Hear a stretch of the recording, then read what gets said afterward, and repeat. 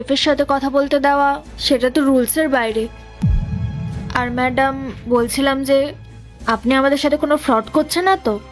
না মানে আপনি এত কিছু অর্ডার করার পর খাবার রেডি হওয়ার পর আপনি যদি না নিয়ে চলে যান তাহলে তো আমাদের রেস্টুরেন্টে অনেক বড় লস হয়ে যাবে। দেখুন ম্যাডাম, আপনাদের যদি বিশ্বাস না হয় তাহলে এক কাজ করুন, আপনাদের এই রেস্টুরেন্টের কিউআর কোডটা আমাকে দিন, আমি এক্ষুনি সব টাকা পেমেন্ট করে দিচ্ছি। পেমেন্টটা হয়ে গেলেই তো আপনাদের বিশ্বাস হবে যে আমি আপনাদের সাথে কোনো ফ্রড করছি না, তাই না? না না ম্যাডাম, আপনি ভুল বুঝছেন, আমরা আপনাকে বিশ্বাস করছি।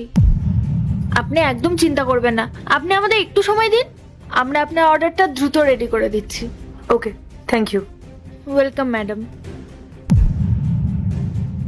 স্যার আপনি প্লিজ স্টোর রুমে চাবিটা দিন, উনি কিন্তু এবার রেগে যাচ্ছেন, না হলে উনি অন্য কোথাও চলে যাবেন। আর তার উপরে তো উনি পেমেন্টটাও অ্যাডভান্স করে দিতে চাইছেন।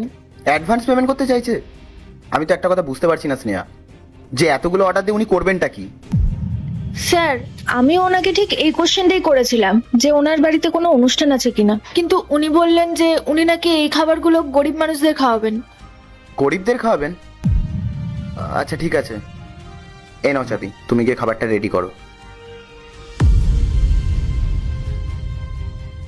কি চাইছেন উনি আসলে? উনি কি সত্যি গরিব মানুষকে খাওয়াতে চাইছেন? তাহলে তো একটা রান্নার লোক ধরে নিতে পারতেন। সেটা না করে উনি এত বড় রেস্টুরেন্টে এতগুলো মানুষের অর্ডার দিয়ে দিলেন। কিছু তো একটা গন্ডগোল আছে। আমি এক কাজ করি, নিজে গিয়ে দেখি।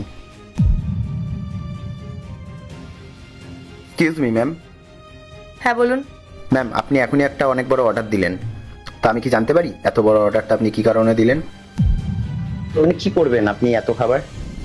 আরে আপনার প্রবলেমটা কি? আমি যে অর্ডারটা দিয়েছি আপনারা সেটা রেডি না করে আমার কাছে এসে কৈফিয়ত চাইছেন?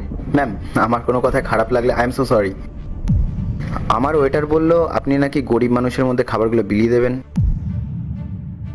আর তাই যদি হয়ে থাকে তাহলে আপনার এত বড় অর্ডার দিতে হবে না। আমি একটা শেফের নাম্বার দিয়ে দিচ্ছি, আপনি তার সাথে যোগাযোগ করে নিন। সব কিছু তাহলে কম খরচা হয়ে যাবে আর আপনারও সুবিধা হবে। দেখুন, আপনাকে অত ভাবতে হবে না, আমার কাছে কুক আছে আর সব ব্যবস্থাও আছে।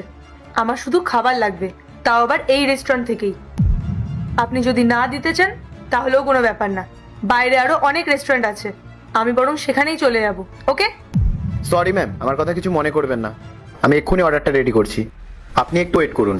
দাঁড়ান, টাকার কথা শুনেই লোভে পড়ে গেলেন? আমাকে দেখে আপনার কিছু মনে পড়লো না? না, আমি চিনতে পারলাম না আপনাকে। কি আপনি?